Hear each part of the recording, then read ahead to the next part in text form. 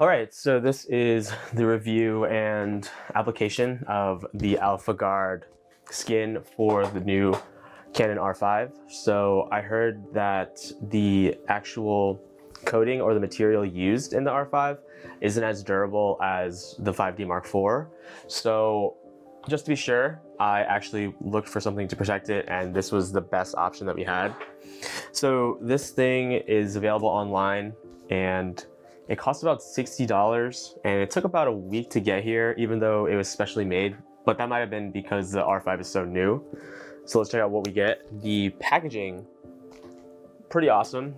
I didn't expect anything like this, but let's see what we get. So, open this up.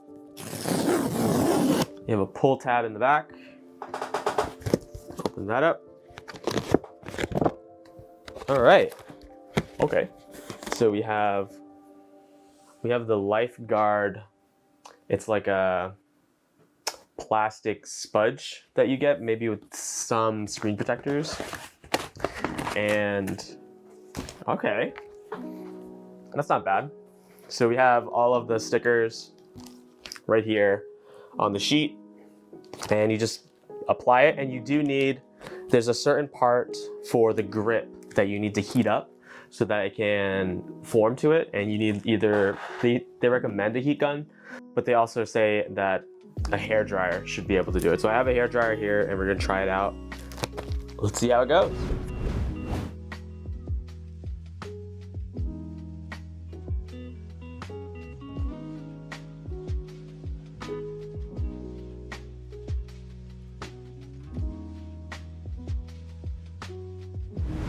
All right, so it's a day later, and I was able to put the skin on the R5, and I think it looks great.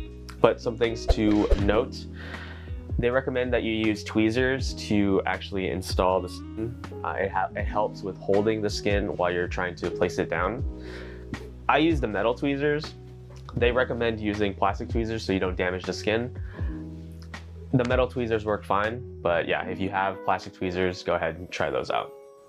And so another thing that they provide is this thick plastic squeegee thing. This helps remove air bubbles from the skin when you're putting it down, as well as get to the hard to reach places.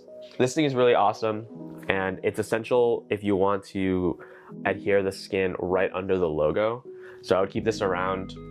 It's definitely great to have if you put like screen protectors on your cell phone and stuff like that.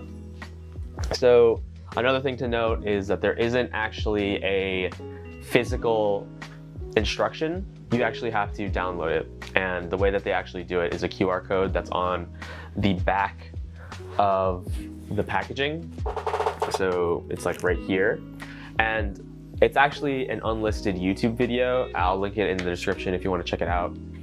It's really clear. It is in Chinese, but there are English subtitles. It's really easy to follow. No big complaints. Sometimes I wish I had a physical instructions, but yeah, it was pretty easy to do. So putting on the skin wasn't actually that easy, but if you take your time and you have a steady hand, you'll do it in no time. So it actually took me about an hour and maybe like 20 minutes to do.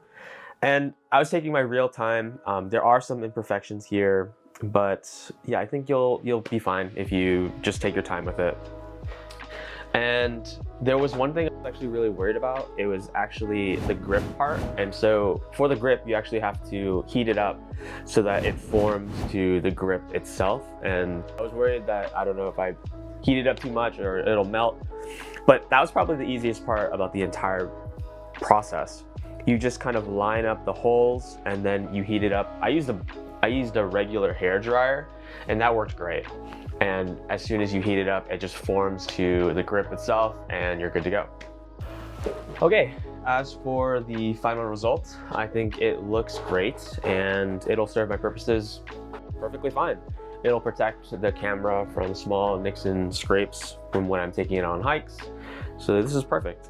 There are some imperfections here. I mean, your miles will vary on how careful you are, but I always think that there's gonna be some small imperfections. I think that's fine. It's not that big a deal. Something to note, the grip itself, the grip texture on the grip skin is kind of slick. I think it's actually less grippy than the actual grip texture. So I might end up removing that. But other than that, yeah, it feels good. And the actual texture of the skin is slightly textured, so you have some grip to it, but aesthetically, I think the texture is great. And yeah, no real complaints on the actual skin. There is one part on the grip skin that I think may actually stop adhering to, and so that might be the reason why I rip out all the grip texture itself. All right, so all in all, I'm pretty happy with my purchase. I think it's well worth the $60 that I paid for it.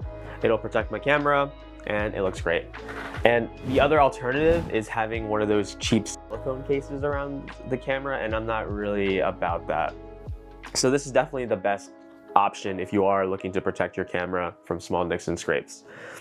And the process wasn't that hard, and I would say it was even fairly easy if you just take your time. So yeah, if you are in the market for it, this is a great option.